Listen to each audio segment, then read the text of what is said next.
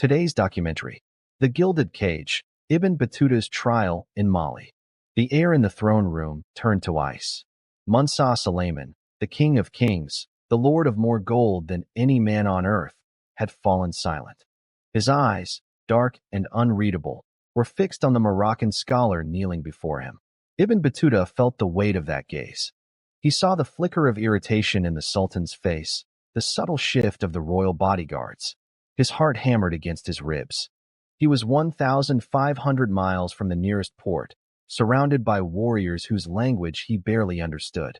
One wrong word now, one more perceived slight against this monarch's pride, and the sands of the Sahara would swallow his bones without a trace.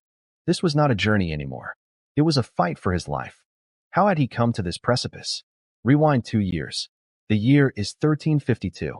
The Moroccan scholar, his black beard now streaked with the dust of 2 decades of travel, his turban faded by a merciless sun, stood at the edge of a world Europeans could only dream of. He had crossed the blistering void of the Sahara for 2 months, his caravan a tiny speck moving through an ocean of sand and death. The goal was a legend whispered in every market from Cairo to Cordoba, the Mali Empire. They said its rivers ran with gold. And then he saw it, the city of Walata, not a city of stone, but of earth and wood, glowing like hot embers in the sunset. But the real shock wasn't the architecture. It was the people. He watched, his scholar's mind reeling, as a young slave girl, a servant, walked freely through the market with a full pound of pure gold woven into her hair. Not a symbol, not plate. Solid, heavy, breathtaking gold. It was his first taste of a reality so warped by wealth it defied all logic. He was a man from a world where gold was counted in coins, hoarded in vaults. Here, it was a common adornment, a building material, a fact of life. But the offense came swiftly, a cold dash of reality against the heat of his awe. He presented himself as a learned qadi, a judge from the heart of the Islamic world. The local governor's welcome gift? 3 loaves of bread, a piece of fried beef, and a calabash of sour milk. Ibn Battuta stared at the meager offering, his pride wounded. To a man who had dined with sultans from Delhi to Constantinople, this was an insult. He saw not hospitality, but contempt. The scholar in his long, travel-worn robes felt a hot surge of indignation. The court of Mansa Sulayman in the capital was a spectacle of controlled power that both mesmerized and unnerved him. The sultan sat beneath a silken dome, a golden skullcap on his head, a bow and arrows in his hand. His officials wore robes of fine Egyptian cloth. But the ceremony was alien, a theatrical display of submission that chilled Ibn Battuta's North African soul.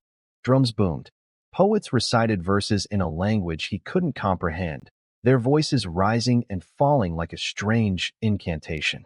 He was invited to the royal feast, an honor that should have placated him. Instead, it became a study in cultural collision. He watched, disgusted, as a dog wandered in, put its paw on the very platter of the sultan, and was not driven away.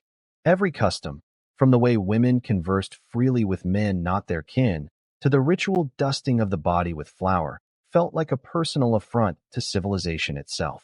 Then, the final, fatal mistake. A gift from the sultan arrived.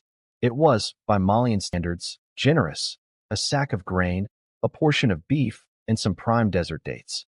Ibn Battuta, his expectations still scaled to the gold-laden myths, saw only stinginess. He complained. Word traveled back to the throne on swift, silent feet. The sultan's generosity had been questioned. The atmosphere shifted. The polite invitations ceased. The guards at his quarters seemed to watch him with new, cold eyes.